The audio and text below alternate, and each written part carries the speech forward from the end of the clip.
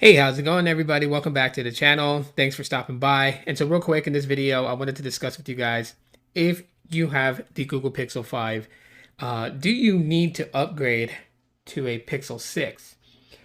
And yeah, so it's not a comparison to see which device is more powerful. It's not a comparison to see which one takes better photos. It's not really any of that. It's just really just to answer that question. Do you really need to upgrade? And in short answer, no, you really don't. The Pixel 5 is still a much capable device. It's still pretty much, is smooth for what it is. Those people who have the Snapdragon 765G chip within the Pixel 4a 5G, the Pixel 5a, and the Pixel 5, you'll pretty much know like how the performance is. So it handles everything fairly well. As I stated before, if you guys want to look back at some of my other videos talking about the Google Pixel 5, definitely check those videos out if you guys want a more in-depth. But very, very capable. Still a very solid device, as a matter of fact. And for me, the form factor and size is probably the thing that I like about it most. But besides that, it runs Android 12.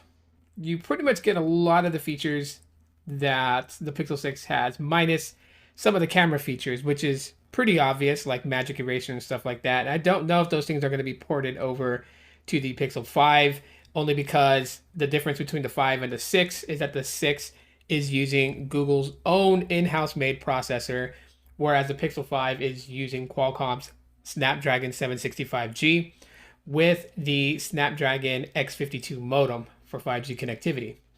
But when you think about it on the Pixel 6, obviously the Pixel 6 is breaking boundaries.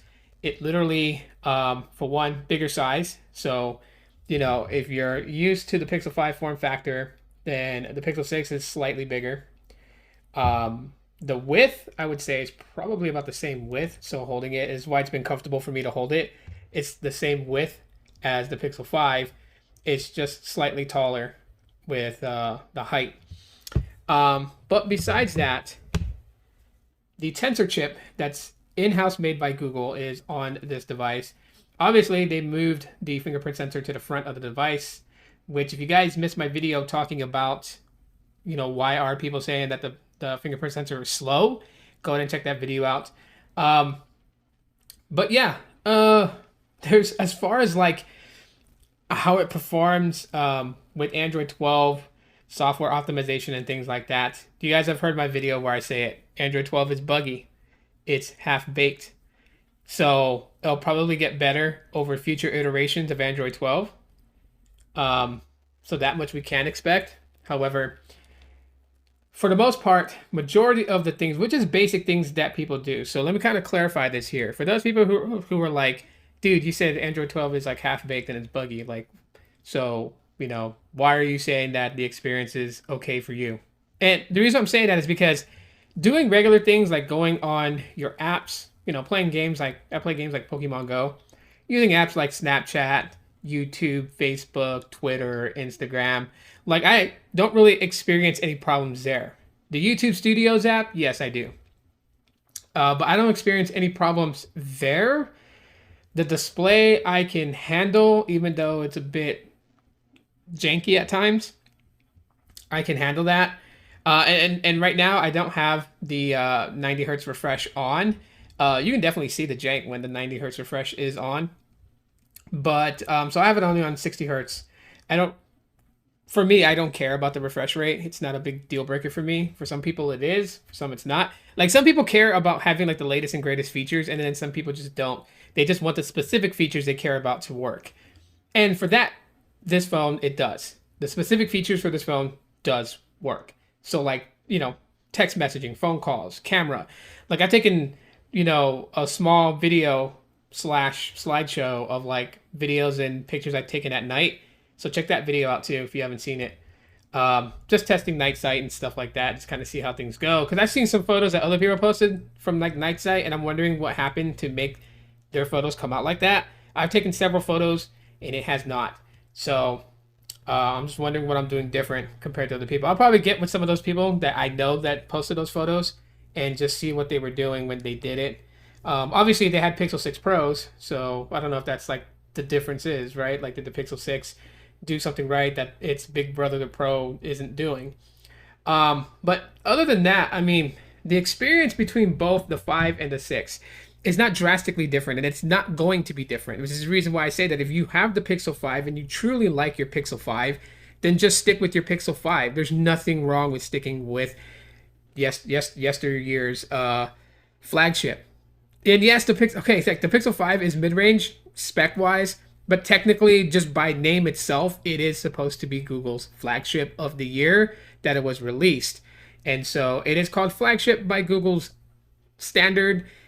It's not by all of our standards, when we look at the specs. But the spec sheets never determine exactly how the phone is going to be. And that's something that I'll always argue with people and say, don't judge it by what's on the spec sheets, because you'll be surprised. Like, everyone saw the spec sheets for the Pixel 5 and was like, oh no, Snapdragon 765G mid-range chip, it's going to be just like a mid-ranger.